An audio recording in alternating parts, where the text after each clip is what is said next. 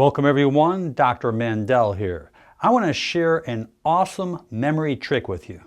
And it's all about remembering someone's name. Now that has to be my worst fault. The number one reason why you don't remember someone's name is that you weren't focused. You weren't really listening. You were thinking about, what are they going to say next? What am I going to say next? What's this conversation going to be about? Or maybe you really didn't even hear the name in the first place. This is all about focusing within the brain.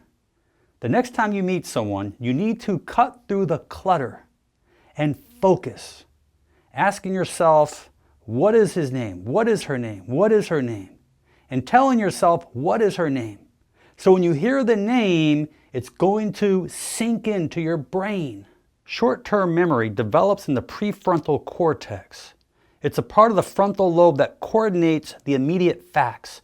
It stores information for about a minute or so, and it can hold about 7 items, such as a phone number, a name.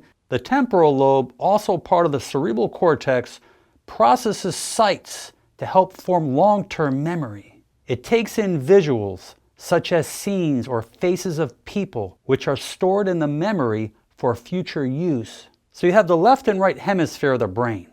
The left side of the brain performs tasks that have to do with logic, such as in science or math.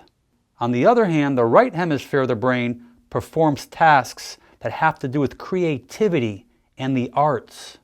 Now the brain is extremely complex, but the more that we can stimulate the left and right sides of it and fire up those neurons, that's going to help you remember names much easier. So when we can put the logic, the creativity, and the visual together, it's going to make things much easier. So you walk up to someone and their name is Tom. You'll say, what's your name? Tom. Tom, T-O-M, right? Tom. Nice to meet you, Tom. So repeating their name several times is a great asset.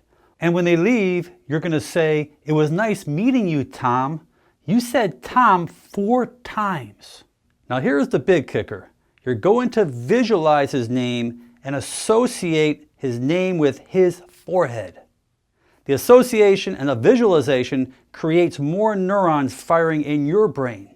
So Tom tells you his name. You look at his forehead, you're already visualizing T-O-M. You can see it in your mind. As you're speaking to him, look back at his forehead just for a second, and you still can see that T-O-M in your mind. So when you leave Tom, guess what? You are visualizing and associating that message in your brain with his forehead, and you will never forget his name again. So practice this technique. I challenge every one of you. You are looking at someone who has the worst memory when it comes to names. This has helped me tremendously. Please share this with your friends and family.